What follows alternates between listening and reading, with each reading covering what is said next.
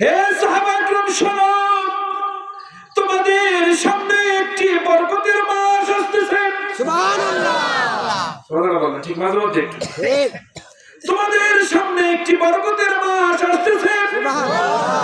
একটি রহমতের মাস আসতেছে। এমন একটি মাস, কয়টি ভাষা, এমন একটি মাস, বরকতের মাস, রহমতের মাস আসতেছে। কত ভাবে বুঝালেন প্রথম কথা বলার আগে। তোমাদের সামনে এমন একটি মাস আসতেছে, রহমতের মাস, বরকতের মাস, যে মাসের মধ্যে এমন একটা, মানে যেভাবে লেখা আছে ধারাবাহিক ভাবে বলছি, দু একটা সেন্টেন্স আগে পরে হতে পারে, কিন্তু সব কথার মধ্যে আসবে ইনশাআল্লাহ। ইনশাআল্লাহ। হে আমার সাহাবায়ে কেরাম, তোমাদের সামনে এমন একটি মাস আসতেছে, রহমত বরকতের এমন একটি মাস, যে মাসের মধ্যে এমন একটি রাত রয়েছে, যে রাতের ইবাদত হাজার বছর ইবাদতের থেকে আরো দামি। সুবহানাল্লাহ। যে এমন একটি রাত, যে রাত হাজার মাসের থেকে আরো দামি, এমন একটি মাস তোমাদের সামনে আসতে যাচ্ছে। সুবহানাল্লাহ বলেন। এমন একটি মাস তোমাদের মাঝে আসতে যাচ্ছে, যে মাসের মধ্যে একটি মাত্র নফল কাজ যদি কেউ করে, আল্লাহ রাব্বুল আলামিন সেই কাজটা ফরজে পরিণত করে দিবে। সুবহানাল্লাহ। এক টাকা যদি কেউ দান করে, 1000 নয়, 2000 নয়, 1 কোটি টাকা দান করার সওয়াব আল্লাহ দিয়ে দিবে।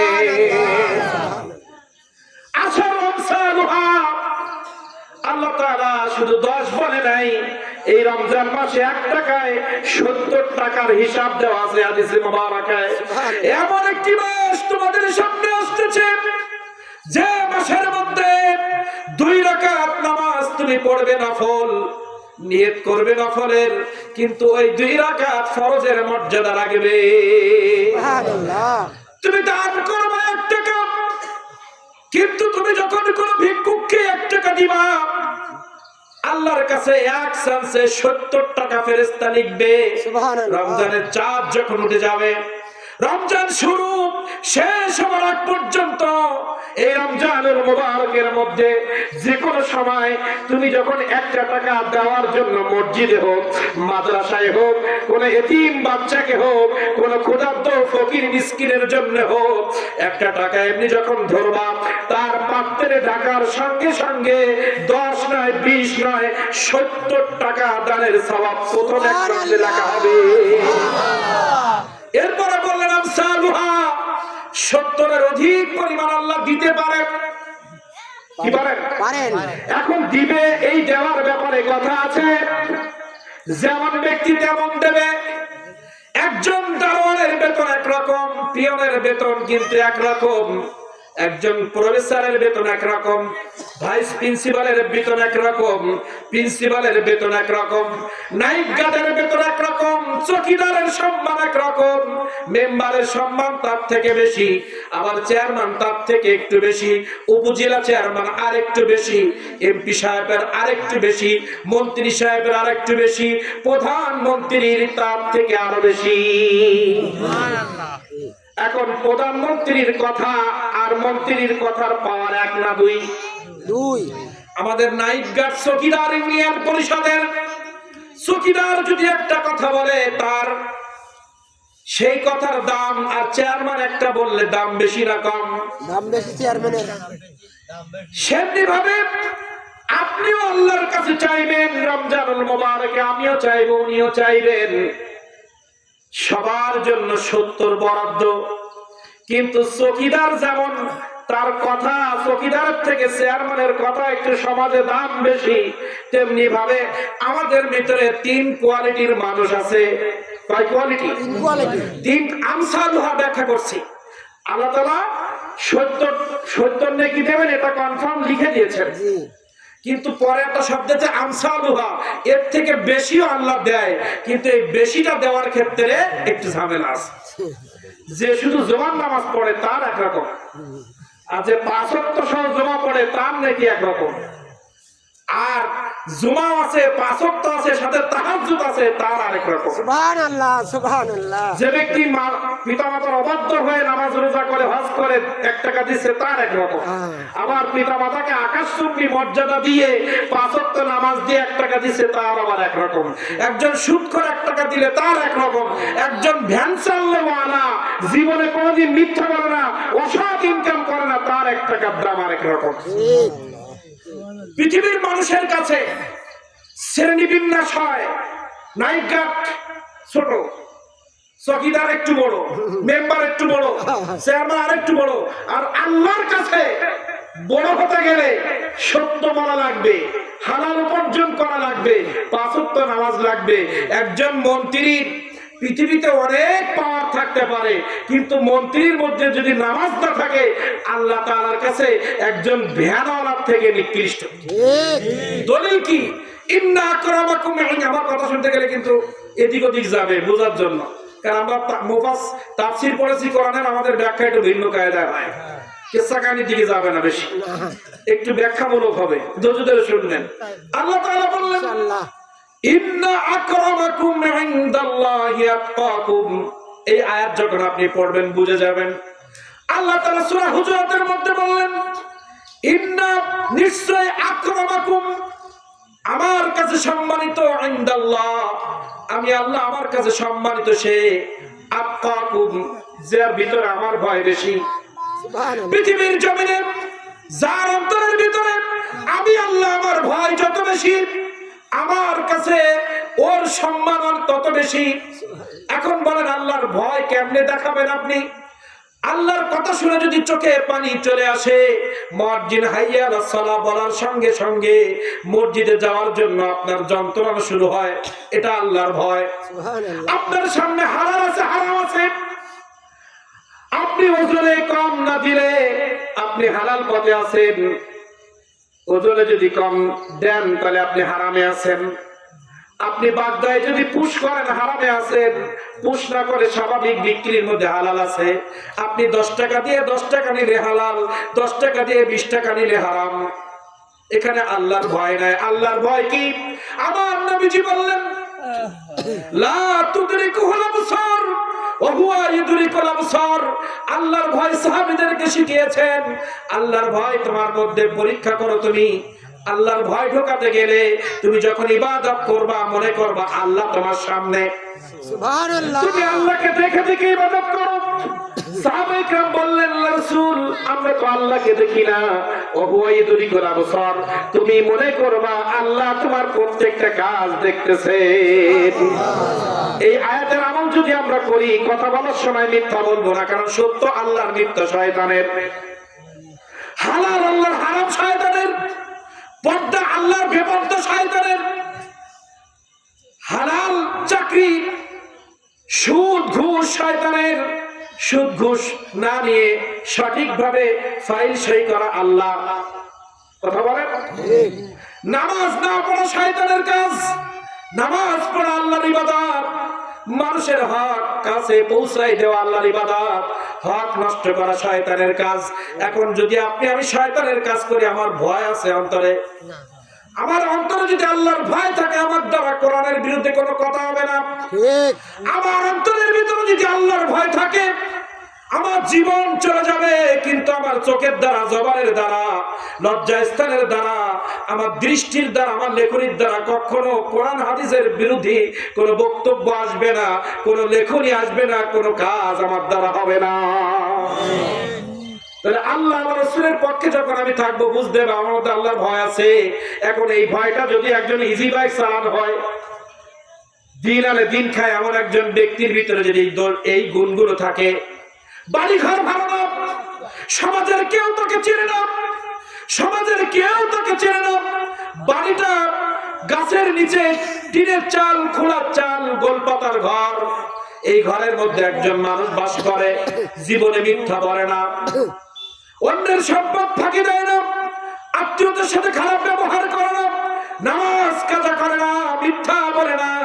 আর একজন এমপি সাহেব অন্যের সম্পদ ফাঁকি দেয়, মিথ্যা বলে, নামাজ পড়ে না। আল্লাহ শুকরিয়া করে না। পৃথিবীর মানুষ তাকে অনেক মর্যাদা দিলেও আল্লাহর কাছে ডাস্টবিনের ময়লা থেকে নিকৃষ্ট। আর যে গোলপাতার ঘরের মধ্যে আছে, ও যদি আল্লাহকে খুশি করতে পারে, আল্লাহ তাআলা বললেন ইন্না আকরামাকুম ইনদাল্লাহি আতকাকুম, আমার বিধিবিধান মানার কারণে, আমার ভয় করার কারণে আমি আল্লাহ আমার কাছে এমপি, মন্ত্রী, মিনিস্টার থেকে ওই গোলপাতার ঘরের মানুষটা অনেক দামি, ইনশাআল্লাহ অনেক দামি। এখন দুনিয়ায় আমরা দামি যাচাই করি, যার টাকা আছে সে ভালো, যার ক্ষমতা আছে তার আমরা সালাম দিই। কিন্তু আল্লাহর কাছে সম্মানী সে যে আল্লাহর ভয় নিয়ে দুনিয়ায় চলে, কোনো অন্যায় কাজ করে না। কিন্তু আমাদের দুনিয়ার মানুষকে সম্মান ভিন্ন কায়দায় দিচ্ছি আমরা। আল্লাহ রাসূল বললেন, হে আমার সাহাবায়ে কেরাম, তোমাদের সামনে এমন একটি মাস আসতে যাচ্ছে যে মাসের একটা নফল, একটা ফরজের বিধান রাখে। এখন ৭০ টাকা দান করলে ৭০ টাকা, একটা নফল করলে একটা ফরজ। আবার আল্লাহ বলেন আরো বেশি দিতে পারি। একটা নফলে একটা ফরজ দেওয়ার কথা ডাইরেক্ট বলা আছে সবার জন্য, কিন্তু 20টা ফরজের মর্যাদা আল্লাহ দিতে পারে। 1 টাকায় 1 কোটি টাকা দানের সওয়াব আল্লাহ দিতে পারে। সেই পদ্ধতি আল্লাহ রেখেছেন, তার জন্য পাক্তর ভালো লাগবে। যে ব্যক্তি শুধু জুমার নামাজ পড়ে, 5 ওয়াক্ত খবর নাই, মিথ্যা বলে, তার 1 টাকায় 70। আর যে ব্যক্তি 5 ওয়াক্ত জুমা সহ পড়ে, মিথ্যা বলে না, তার 1 টাকায় আল্লাহ 1 কোটি টাকা পর্যন্ত দিয়ে দিবে। সুবহানাল্লাহ। পাত্র বুঝেছি? ঠিক এই গরিব মানুষের এই দান কিন্তু বেশি দামি। ঠিক একজন সুদখোর 1 লাখ টাকা দান করবে, ওর সওয়াবের কোনো গ্যারান্টি নেই। না। সে হোক রমজান আর অন্য বাইরে, ও কাবা শরীফে গেলেও কাজ হবে না। কিন্তু একজন দিন আনা দিন খাওয়া 1 টাকা দিয়েছে হালাল পথে, ওই 1 টাকা সুদখোরের 1 কোটি টাকার থেকে আরো দামি। উত্তম। আমরা মনে করি হ্যাঁ অমুক ব্যক্তি মসজিদ বানাইতেছে, মাদ্রাসা বানাইতেছে, মাহফিলি 20,000 দিতেছে, কোনো কাজ হবে না। ওই যে রিক্সাওয়ালা 10 টাকা ঢুকাইতেছে ব্যাগে, ওইটাই মাহফিলে বরকত হবে, সুবহানাল্লাহ। ওইটাই সওয়াব আল্লাহর কাছে কাউন্ট হবে। ঠিক আল্লাহ বিদ্বেষী যে কাজের মধ্যে, জামাতের মধ্যে, যে ব্যবসার মধ্যে আল্লাহ নাই, রাসূল নাই, শয়তান বসবাস করে, সেইভাবে টাকা উপার্জন করে আল্লাহর কাছে নেকি নেবেন, এটা আশা করেন কিভাবে? আশা করো তো গোনার কাজ। হারাম টাকা দিয়ে আল্লাহকে খুশি হবে, হারাম টাকা উপার্জন করে তাই দিয়ে দান করে মাহফিল করে আল্লাহ খুশি হবে, এটা চিন্তা করা একটা পাপ। ঠিক এজন্য মাহে রমজান মুবারক তোমাদের সামনে আসতেছে, এমন একটি মাস যে মাসের মধ্যে 1 রাত 1000 মাসের থেকে উত্তম। একটা নফল তুমি যদি আদায় করো, একটা ফরজ আদায় করার মতো সওয়াব আল্লাহ তাআলা দিবেন। সুবহানাল্লাহ। একটা নফল, একটা ফরজ, এমন একটি মাস তোমাদের সামনে আসতে যাচ্ছে। কি মাস? এমন একটি মাস আসতে যাচ্ছে যে মাসে একটা ফরজ যদি তুমি আদায় করো, 70টা ফরজ আদায় করার সওয়াব হয়ে যাবে। একটা ফরজ যদি তুমি রমজানুল মুবারকে আদায় করো, 70টা ফরজ আদায় করার সওয়াব আল্লাহ দিয়ে দিবেন। সুবহানাল্লাহ। সুবহানাল্লাহ। তারপর আল্লাহ এভাবে রাসূল কারীম সাল্লাল্লাহু আলাইহি ওয়াসাল্লাম আওয়াজ করতে যাচ্ছেন, আওয়াজ করতেছেন। এরপরে বললেন এমন একটি মাস তোমাদের সামনে আসতে যাচ্ছে যে মাসটি হচ্ছে ধৈর্য ধরার মাস। সুবহানাল্লাহ।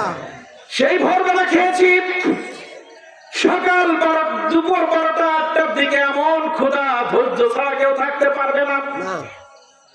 আমার সামনে খাবার, অনেক মুসলমান আমার সামনে চা খাচ্ছে, বিস্কিট খাচ্ছে, কিন্তু আমি তার সামনে গিয়ে ধৈর্য ধরা ছাড়া উপায় নাই যদি ইমানদার হয়। ঠিক প্রত্যেকটা জিনিস মিলাই নেবেন। আল্লাহ রাসূল বললেন এমন একটি মাস তোমাদের সামনে আসতেছে যে মাসটি হচ্ছে ধৈর্যের মাস। সুবহানাল্লাহ। কিসের মাস? ধৈর্যের মাস। ধৈর্যের মাস। এখানে আবার আমার নবীজি ব্যাখ্যা করলেন কেমন ধৈর্য। প্রত্যেকটা ধৈর্য রিজার্ভ আছে জান্নাত। সুবহানাল্লাহ। কোন বিষয় যদি তুমি ধৈর্য ধরতে পারো, তাহলে কারণে এর রেজাল্ট হচ্ছে জান্নাত। আর তুমি যদি ধৈর্য না ধরতে পারো তাহলে তুমি বিপদে পড়ে যাবা। এখন আমার ভাই আমাকে একটা শট দিল, এখন ওইখান থেকে একজন গালি দিল আমাকে, আমি যদি এখান থেকে উঠে আবার গালি দিতে যাই হাতাহাতি হবে, এমনকি হাসপাতালে যাওয়া লাগতে পারে। তাহলে উগ্র হলে দুনিয়াবি লস আছে না নাই? আর আমি ধৈর্য ধরে গালিগুলো যদি হজম করি, আল্লাহ রাসূল বললেন এই মুহূর্তে মানুষ তোমাকে ইট মারতেছে। তায়েফের ময়দানে যখন ওই যুবকেরা পাথর মারতেছিল, আমার নবীজি ধৈর্য না ধরে যদি আবার তাদেরকে আক্রমণ করত, আমার নবী সহ আরো অনেকের ক্ষতি হতো।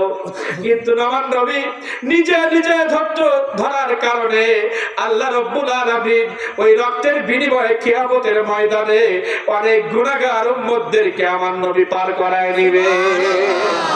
যদি ওই সময়ের প্রতিবাদ করতেন, জিবরাইল এসে বলতেছেন আমি আপনার উপরে পাথর মেরেছে, আরশ কাঁপতেছে, আল্লাহ তাআলা বললেন আপনি যদি একবার বলেন তাই উল্টে যাবে। আল্লাহ রাসূল বললেন আমি পৃথিবীতে রাহমাতুল লিল আলামিন হিসেবে এসেছি, আমি তো গজব হতে পারি না, আমি তো পৃথিবী মানুষের জন্য রহমত। এজন্য ধৈর্য ধরার রেজাল্ট আছে।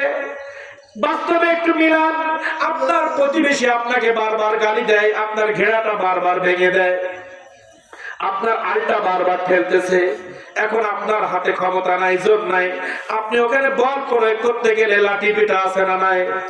তাহলে প্রতিবাদ করতে গেলে দুনিয়াবি আপনার হাসপাতালে যাওয়া লাগতে পারে, এমন হতে পারে আপনার স্ত্রী বিধবা হয়ে যাবে, আপনার সন্তান বাবা হারা হয়ে যাবে। এটা দুনিয়ার ক্ষতি। যদি আপনি একটু আল্লাহর উপরে তাওয়াক্কুল করে ধৈর্য ধরতে পারেন, তাহলে ফিরাউন যেমন নদীতে ডুবে মরেছিল, এই বাংলার জমিন সহ পৃথিবীতে যারা অত্যাচারী শাসক তারা যেমন এক সময় ভিটি বাড়ি ছেড়ে পালিয়ে বেড়াতে হচ্ছে, তেমনি ভাবে কিন্তু খেলা হবে। কেমন খেলা? আপনি যদি কারোর অত্যাচার সহ্য করতে পারেন তাহলে কেমন হবে শোনেন। আপনি যদি কারোর অত্যাচার সহ্য করেন তাহলে দুনিয়াবি ফায়দা কি? মারামারির থেকে বেঁচে গেলেন।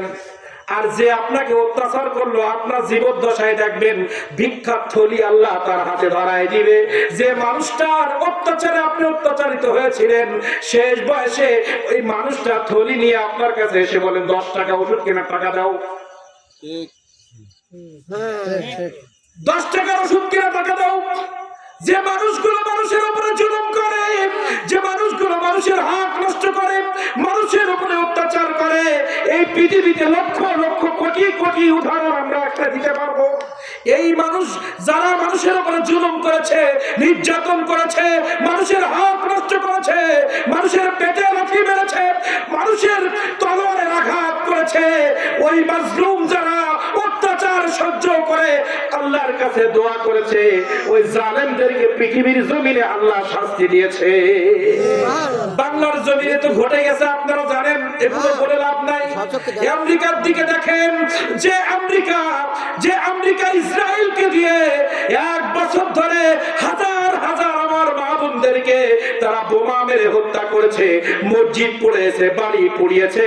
আজকের জরিপ বলছে দাবানল দিয়ে আমেরিকার সবথেকে দামি শহরকে আল্লাহ তাআলা 1 ঘন্টার মধ্যে এমন আগুন জ্বালিয়ে দিয়েছে, 1 বছরে ফিলিস্তিন এবং গাজার যে সম্পদ ক্ষতি তারা করেছে তার 10 গুণ নয় 100 গুণের বেশি ক্ষতি আল্লাহ 1 ঘন্টায় আমেরিকাকে করে দিয়েছে। ধৈর্যের ফল। এজন্য আর যিনি ধৈর্য ধরেছেন তার দুনিয়াবি লাভ আর পরকালের লাভ বলছি। আমাকে একজন গালি দিচ্ছে, মারতে আসতেছে, আমি বললাম ভাই মাফ করো, তুমি নাও, ওই 1 বিঘা জমি নিয়ে যাও, আমার অসুবিধা নাই।